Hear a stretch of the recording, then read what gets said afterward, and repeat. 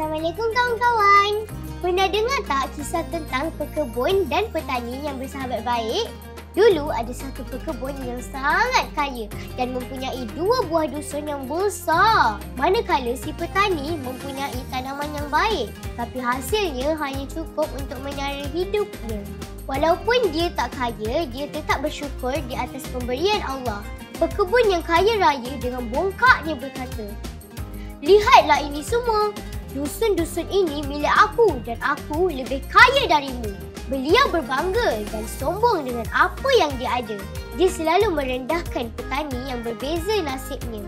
Nak tahu tak apa jadi lepas tu?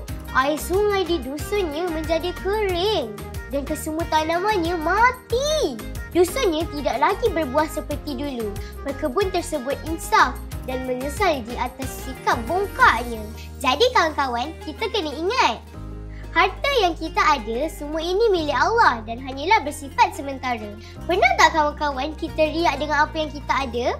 Ingat tahu, sekecil-kecil syirik adalah riak. Kabago, protect your risk with us.